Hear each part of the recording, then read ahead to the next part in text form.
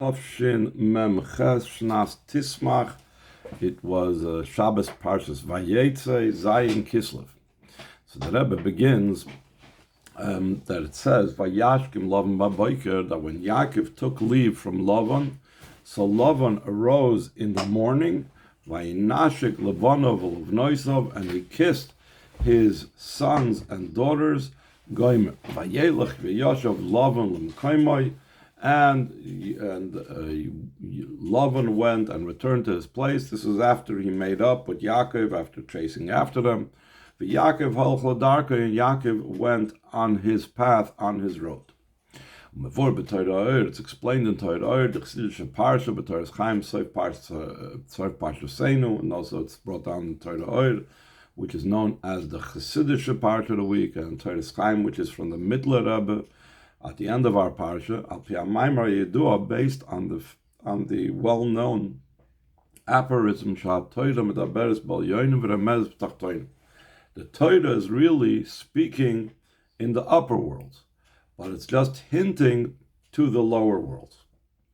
And this is a famous expression, not like the world thinks. So the Torah is talking about the physical world, but it hints at the spiritual worlds, but it's actually just the opposite, because the Torah began in the higher worlds.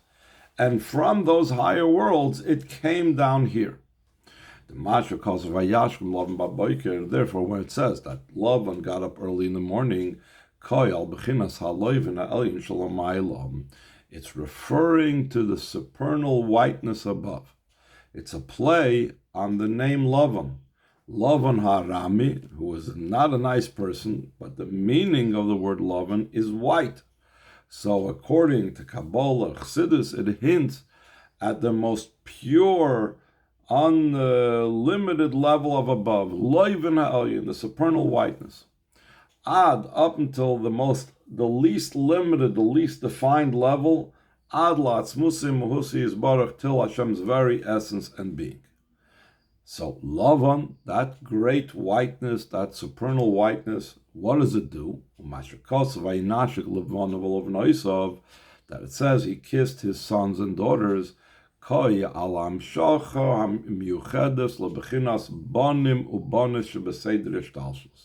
It's referring to a unique hamshachem, drawing down of divine light and energy to the sons and daughters.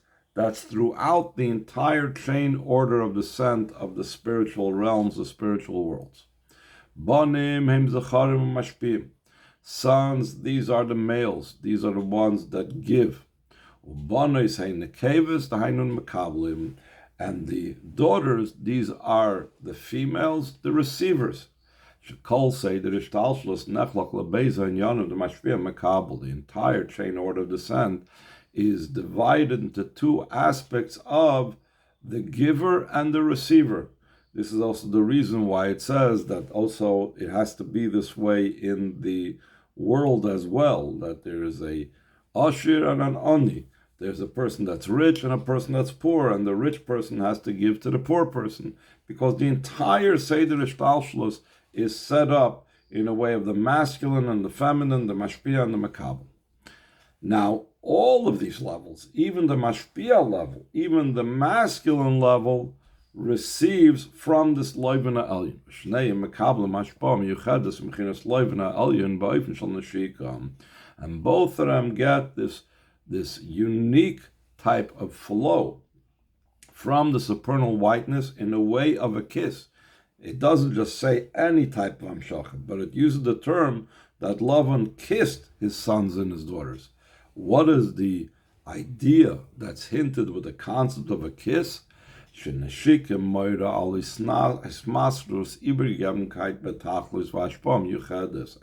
indicates on the devotion, total devotion, and a unique flow from above to below.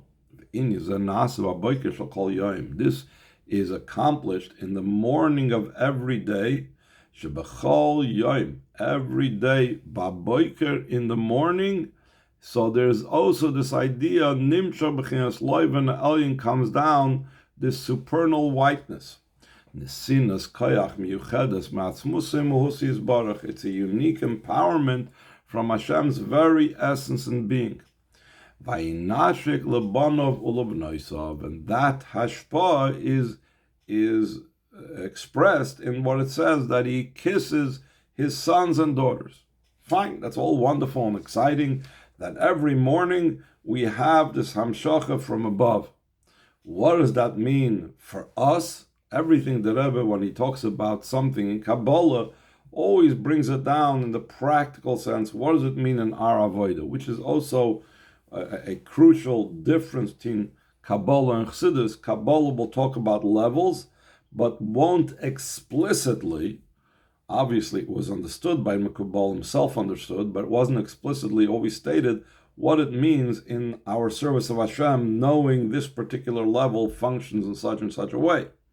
The Rebbe, but especially, Chassidus in general, but the Rebbe especially, always wants to translate it and bring it down into our service of Hashem. What does it make a difference to us if every morning, or how does it impact our avodah that every morning Hashem kisses the whole entire levels of Seder Ishtalshlos until it even reaches to us as well?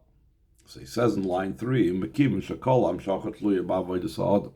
since every type of amshacha from above is dependent on a person's service to Hashem, as it says in the pasuk, "Lemaisi yadecha tichseif," the Hashem desires the actions of your hands. Hashem wants us to be contributors and creators and the originators.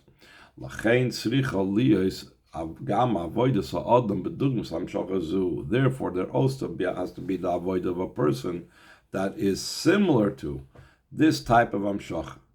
And where is that reflected? In the morning when we daven.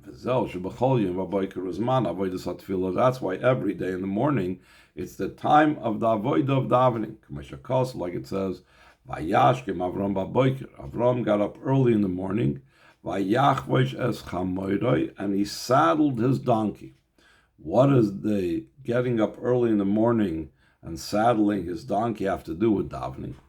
The Indian Chavishas HaChamoyer, the idea of saddling the donkey, Roimez la'avodas ha'tfilah, it hints at the avodah of davening, Shinyana milchama im choymer aguf. Davening is a time when we battle the materialistic nature of the body. Chamoyer is related to the word choymer, so donkey is related to the concept of materialism. And that early in the morning time is when we have to take on the chamoir. The idea of avodas hatfilah through our avodah and davening, nimshach bechinas loiven alien, comes down the supernal whiteness of above that kisses the whole Seder Ishtalshus. That is the first part of the pasuk. It continues, as we said at the beginning of the Maamar, Mamshach, the pasuk continues, Vayelech, he went, Vayashon Lavan l'mkoimei, and Lavan returned to his place. V'Yaakov halach l'darkei, and Yaakov went on his path, on his road. Mevur b'drush manal, it's explained in the above mentioned Maamarim of Torah and Torah's Chaim, that once this hamshacha of Hashem kissing the whole Seder Ishtalshlos is done, happens, then mistalekes ha'arazu de b'chinas loiven elyon. Then the ray of this supernal whiteness leaves and departs. That's what it means that Lavan returned to his place. And that this ray is now goes back to be subsumed in Hashem's essence. And then what happens with Yaakov? Yaakov is symbolic of the whole Klal Yisrael. Yaakov halach l'darkei, and now Yaakov is going on his road, on his way. The bechinas Yaakov halach v'nimshach b'Torah u'mitzvahs. Yaakov traveled and is drawn down in Torah mitzvahs. The Torah ikra derech v'dal ad kal hashoynei. Torah is called the way, and that way of Torah, it's v'day l'meivin. V'dal means v'day l'meivin. It's sufficient for those that understand. There's no need to explain it further. And this is the end of the quote of the Maamar in Torah Oir. This means After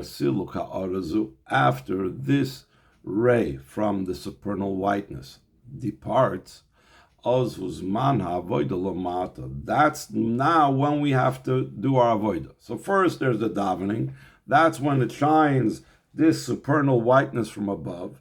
Once davening is over, this supernal whiteness returns to its source, and now we need to go on our way, on the way of Torah mitzvahs. So the Rebbe continues to say in line 18, we can add to this concept. The loy not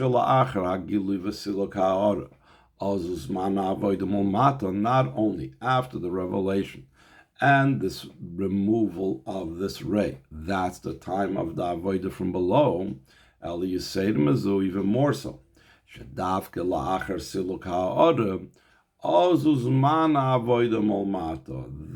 is the time of the avodah of below. In other words, that the time that it begins is after the leaving. It's not just when we're doing our avodah, so now the ha'ara feels unnecessary, whatever, it leaves. The point is, first there has to be this ha'ara, it leaves, then is our avodah. And not only that, he's going to explain, but one cannot be present with the other. Even more so,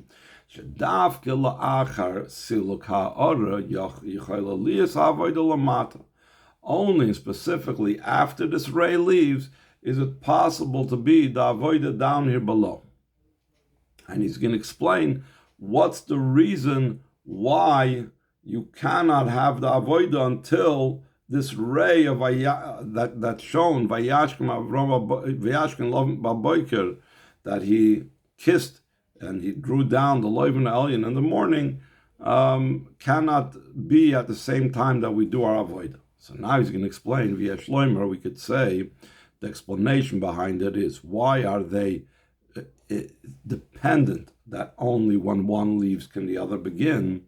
Via Shloimer, Abir Bazeh, we could say the explanation this is, the Hine, B'shvil avodah sa'adam, ma'aseinu v'duseinu, for the sake of our avodah, as the expression Alter Rebbe uses in Tanya, our actions and our service, there has to be an existence of a human being that exists, and there has to be a world. If you don't have a world, you don't have a human being, you cannot have the avodah of Torah mitzvahs. And he gives an example of one of the mitzvahs that we have. For example, in the Torah study, especially and specifically in learning the oral Torah. That the oral Torah has something unique over the written Torah.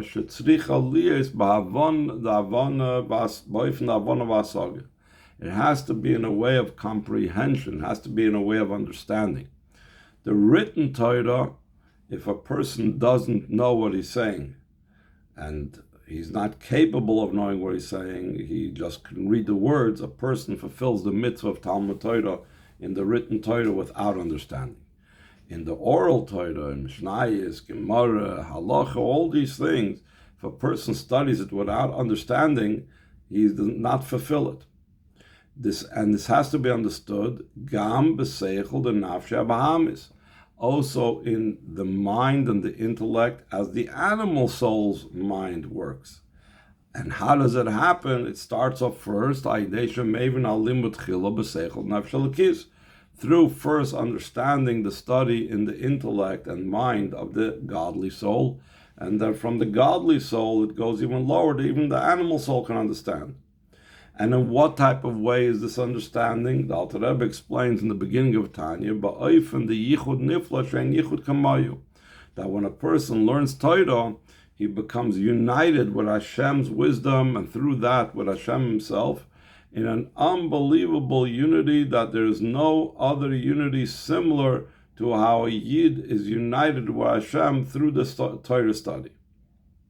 So therefore, that means that I exist over here. It's my understanding, I'm becoming joined with Hashem.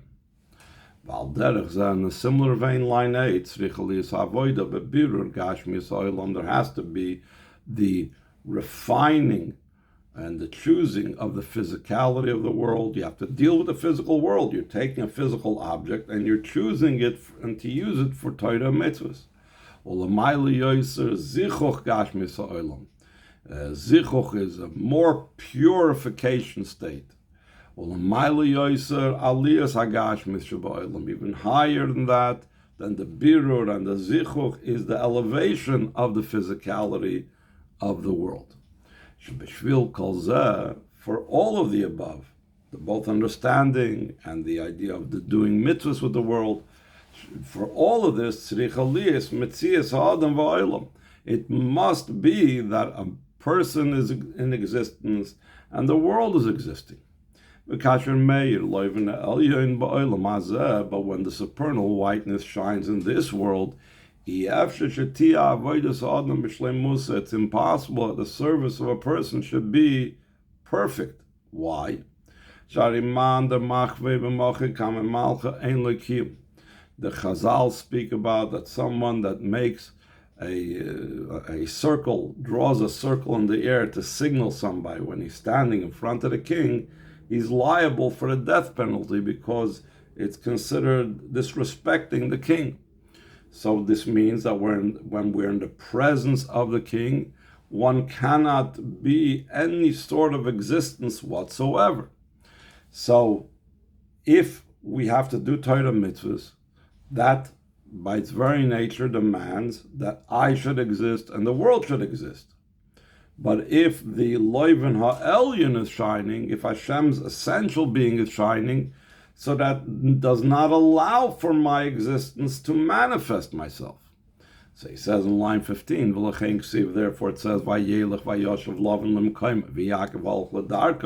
why it says it specifically this way. First he went and Lavan returned to his place. First the supernal whiteness leaves. And then Yaakov could go on his way of Torah mitzvahs. The davke kasher bechinas loivin ha'elyon olam mistalekes lamayla, only when the supernal whiteness goes up and leaves upwards. Then the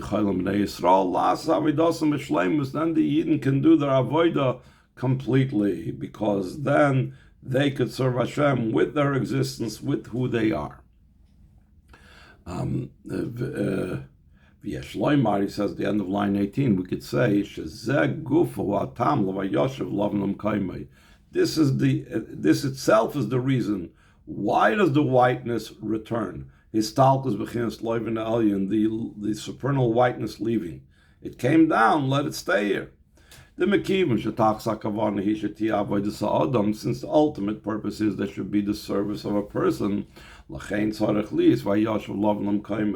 there has to be that Lavan return to his place, so there should be able to be the avodah of a person in its perfection, in its completion. So he goes on the next page and continues. V'hinen is bar la'el. It was explained previously. We mentioned this in the parentheses in the first few lines of the Maamar. The Torah is speaking about lofty levels, about levels above, but it hints at lower things down here. Not like in the world they think the Torah is speaking about Lavan and Yaakov, but it's hinting on the supernal whiteness. Moving for this understood, that this topic, Lavan is the supernal whiteness of above. And from that comes down a power into Yaakov. The Parsha saying Yaakov based Lavan. It's connected and associated also with the general story of our Parsha, that the avodah of Yaakov, what it took place in the house of Lavan. The avodah of Yaakov with the sheep of Lavan was in such a manner it was in such a way that the sheep either had these type of dark bands, that's akudim, on the bottom of its legs, or they were spotted, that's nekudim from the word nekudas, or brudim means they had splotches that like melded into each other. I would imagine like the black and white that you see often on cows. So there were sheep like that as well. That's what I'm picturing. So he says, this idea of these three ideas, akudim, nekudim, avrudim, the way it is in the spiritual realms, because it's in the spiritual realms, and Torah talks about it in the spiritual realms. That's why it came down here into the physical realms, that there is actual physical sheep with all these different types of designs on them. What is it in the spiritual realms? Moira al Seder Hamshacha the Gimel Dargis Begil Elikus. It indicates on the order of that which descends below of three levels in the revelation of godliness. Now, some of these levels you might be familiar with, some of these might be totally new. The last level is going to be the level of Atzilus that many of us have heard about before. The second level from the last, or the second level from the first, that's the world of Toyu, which we speak a lot about. Akudim, that's more for the advanced learning program people like you guys are. So he says over here, on line 10, Tchila, initially, the first level that there is in the revelation of godliness is Bechinas Akudim. It's the level of Akudim. What does that indicate in Seder Ishtalshlus?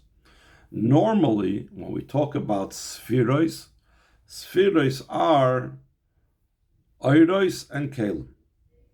There is 10 Oiros embedded and vested in 10 vessels. There's the Oira Chochma and the Kliya Chochma, Oira Chesed and the Kliya Chesed, Oir of Malchus in the Keli of Malchus. But Akudim, which is the way it first began, that's talking about Al Darga Shaboy Kala Oiris Akudim B'Kliyachad. Instead of having 10 Oiris, 10 lights, 10 revelations in 10 separate and distinct vessels, they are akud, they are bound, from the word akeda, it means binding, they are all bound together in one vessel. So therefore they're not fully revealed to their complete potential. Second level, end of line 11, v'acharkach bechinas nekudim, following that there's the level of nekudim, which is dots, hamoire al oilam hatoyu. This indicates the world of toyu. Shaboy eser asfiris and bechinas nekudis, in the world of toyu, the 10 spheres, even though there was 10 oiris and 10 kalim, but they are like dots. What's it mean like dots? Each one is separate. Chesed and Gvura was separate, Chochma and Bina was separate, Yisoid and Malchus was separate. There was no intermingling, there was no hiskalus like we have in Sfiras Oimer, Chesed Shebe Gvura, Netzach Shebe Teferes, Hoid Shebe Yisoid, and so on. That was not in the world of Toyu. Everything was its own point, Chesed, Gvura, Teferes, etc. That's why it's called Nekudim, from the word Nekudos, dots. And then the further level, v'acharka b'chinas berudim, shekoi al olam atzilus, then there's the level of berudim, that's going in on the world of atzilus, because berudim, like we said, is the splotches like meld into each other. Just like in the world of atzilus, the different spheres are intermingled with each other, like we just now said about spheres ha'omer.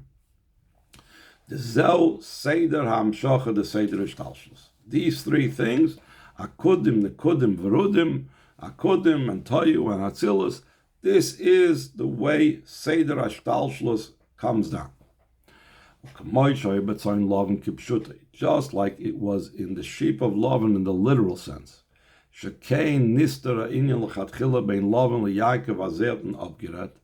That this is the way it was originally made a deal between Lavan and Yaakov, which sheep Yaakov would take. He would take the Akudim, or he wouldn't take the Akudim, he would take the Nekudim, or he wouldn't take the Nekudim, he would take the Verudim. Amnam Yaakov Paul Shinui V'aficha Bazeh. Yaakov effected a change and turning this around. Kifishu b'pashtus hamikrois, like it's in the literal meaning of the psukim, that because when Lavan saw that Yaakov was very successful with one group of sheep, so he changed it, said, okay, no more akudim for you. Let's give you the nakudim. And then it was very successful with the nakudim. So he said, let's give you the berudim.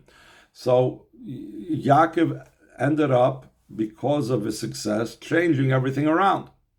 So too, it's in the spirituality of everything, the way it's in the spiritual realms of akudim, nekudim, verudim. Yidden through their avodah go up much higher. They affect the change in the same chain order of descent. This is where it says that Yaakov, when relating his issues with Lavan to his wives, told them that Lavan changed my salary 10 times 10, as we'll soon explain. Top of the next page. Initially, what they agreed was in one way. Like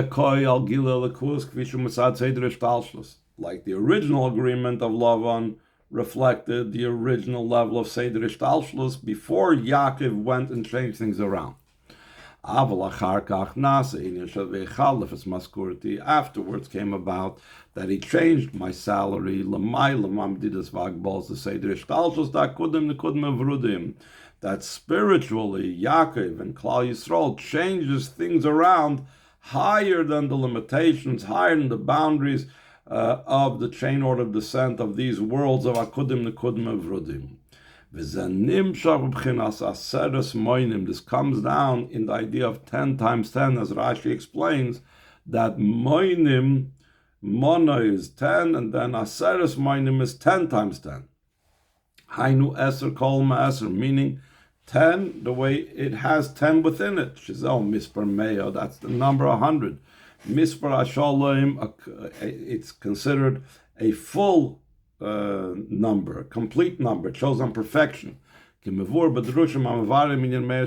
explained the Maamarim that speak about the years of Sarah being Me'ah Shana, Esrim Shana, and Sheva Shana. Speaks about the perfection of the number 100.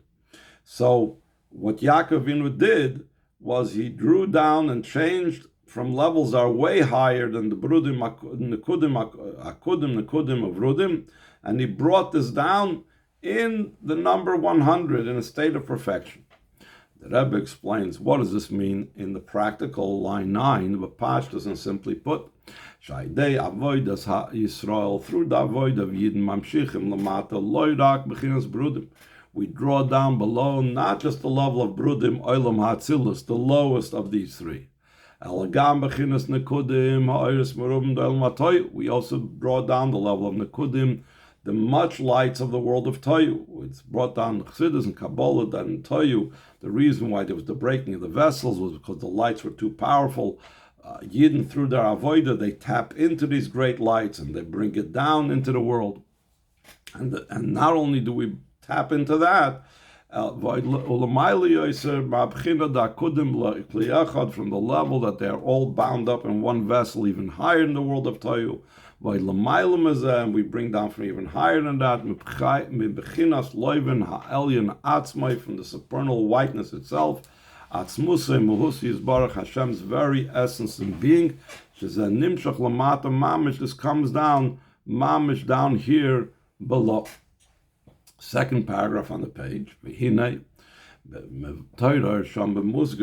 there in the Maamar Alter Rebbe and Torah that speaks about Vayashken, Lavan, Vaboiker, that the Lavan the alien kisses his sons and daughters, all that. In a parenthesis, Kaisev he writes, Shalavan b'pashtus, Lavan the clip on Machlif Maskurte Mamish Beramos. The literal Lavan, which means not Lavan as in Lavan alien of above, but Lavan of Klippa. Literally, in the simple sense, changes around his salary through trickery. So the question is, the simple meaning, what is the Alter Rebbe trying to say with this parenthetical statement? Obviously, we know what Lavan down here in the simple sense is. If you're a 5-year-old, you learn Chumash, you know what it's saying. If you're learning Yechitas, you know what it's talking about, the Lavan down here below. What's the Alter Rebbe trying to say with this? So the Alter Rebbe is trying to say that this idea, that the Lavan shows on the supernal whiteness of above, that's the way it is above. But the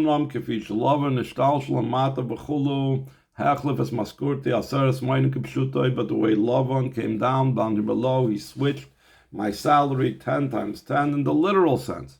So don't get so lost. Sometimes people get very lost in the very spiritual stuff, and they lose track of the simple meaning of the psukim. So the Alter Rebbe is saying, don't forget about the simple meaning. The question is, why does he have to say that? There are many Maamorim throughout Chassidus that talk about how things are in the spiritual sense, and he doesn't say, but it doesn't take away from the literal meaning.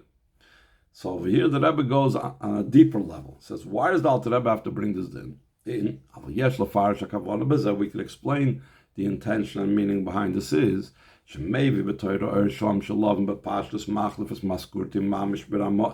that he brings in Torah over there that the literal Lavan down here switches around the salary of Yaakov through trickery. It's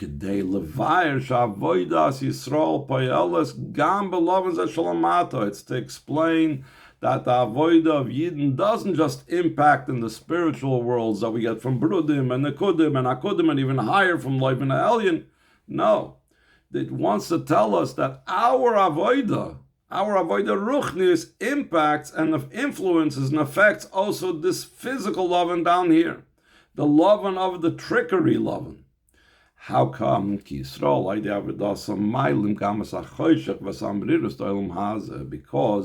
Yidden through their avodah elevate also the darkness and also the bitterness of this world. To transform darkness to light and bitter to sweet. We know tshuva has that primary function, because a person did an Aveda and then they're taking the Aveda, and through their great tshuva, they're transforming it to merits. Zdoinus, naslik izachis, intentional sins become mitzvahs. Okay, mevur become mekoymus, like it's explained in many places. How this is also a connection with our parsha, we find this inyan. B'drush ma'mevarim, inyan Mashiach. It says that Mashiach will in the future bring tzaddikim to do tshuva. Seemingly, what is the advantage of having tzaddikim do tshuva? They're tzaddikim. Why is there an advantage?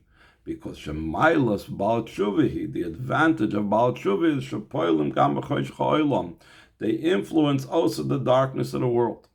That's why it says in our pasuk, "V'shavti b'shalom al beis avi," I will return in peace to my father's house.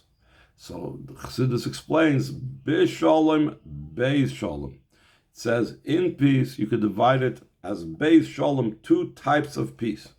What does it mean? Two types of peace. It says in the pasuk, "Shalom, shalom l'rachik v'l'karev." Hashem says peace, peace, to the one who is distant and to the one who is close. And the Chazal say that Hashem greets the one who is distant before he greets the one who is close. So the Chazal say, what do you mean Hashem greets the one who's distant? He's distant, he's disconnected from Hashem. So they explain they're not talking about someone that's distant now, but l'rachik shenasa karev, it's talking about someone who is distant that became close.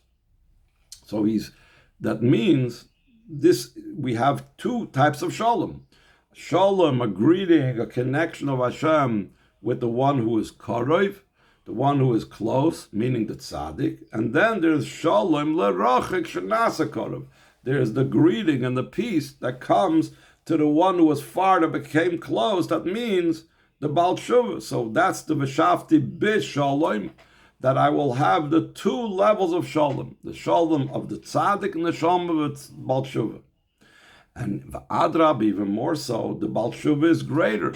HaShalom l'rochik nemel fnei HaShalom l'karev, the greeting of peace is said to the Baal Tshuva before it says to the one that's close, because he's a Baal Tshuva, machmas smiles HaTshuva, because the advantage of Tshuva. So he goes on and says, "V'hine hamshachas b'chinas haloy v'nelyon lamata hi ba'ofen the yichud nifla." This drawing down of the supernal whiteness down here below is in a way of a great unity. Ad shu lamayla megeder yichud, till it's even beyond unity. When you talk about unity, that means there's still two items that are joining. A mating and a coupling of two things is also called a yichud. Why is it greater than yichud?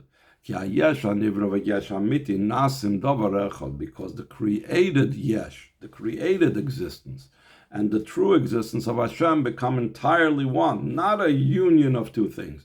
They are manifested as one thing. With the entire tumult, when you have such a great, powerful thing occurring, till it's beyond even a tumult, like it says, Loi barash Hashem. Hashem does not come with noise, he comes in quietness. It's even higher level than even the quiet voice that is whispered. When it says in the pasuk about this quiet voice that he heard the Eibishter, that's only a revelation to the prophet, that he had the revelation either through the level of sight or the level of hearing. As opposed to the fact that the created yesh and the true yesh become one. The created yesh becomes the true yesh mamish. It's beyond the entire category of a supernal whiteness, and even higher than the entire category of even above. Because there's nothing else, and there's nothing else beside him. In other places he explains the difference between the term Einoid Malvade and Einoid.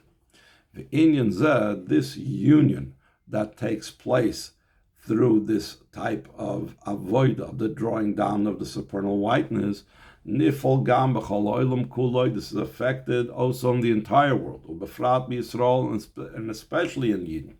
Shayichud Yesh HaNivram Yesh HaMiti, the union of the created Yesh with the true Yesh, Uba'ofen Naila Yoser Eslam, that by Yidden, even though the entire creation is a Yesh that will be one with the Yesh HaMiti, with the true Yesh, but this is even more in an elevated state by the Yidden, that how their Yesh becomes and is one with the true Yesh versus how it's in the whole world.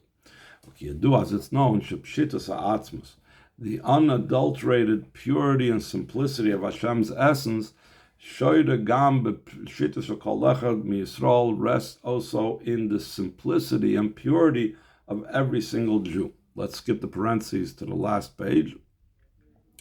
And it continues, V'yichud zeh b'tachsa shleimus. This unity is in the ultimate perfection. It's not only higher than the word echad and even the word yachid. Echad still indicates a oneness that is made up of components, whereas yachid means completely singular. We could say it's similar to the joining and togetherness of the mitzvah of Hakel. The year Tavshim Mem Ches, when the Rebbe said this Maamar was a Hakel year, and the Rebbe was pushing a lot the topic about Hakel. Hakel is Hashem. Gather the nation, men, women, and children, all together become joined in the idea of the awe of Hashem. All this comes down below mamish in the physicality, in this literal sense. This is the way it's going to be in the future. Neshamas begufim belikol and yom shabin time, souls and bodies, without all the matters in between, meaning the necessity for passing away and then having tchias hamesim. That the soul will be sustained from the body, not like now the body is sustained by the soul. How come? Why will the soul be sustained by the body? Because the advantage of the body over the neshama, and that's also the advantage of action over the thought and feelings, that action is what's primary. The entire Torah mitzvahs was primarily given for the body of a Yid to fulfill. for the action. It's not about the thoughts, it's not about the feelings, it's about doing it. The primary thing is all this should be below 10 handbreadths, begula mitzvah shleiman, the true and complete redemption, im kol perushin shebedavar, with all the explanations in this matter.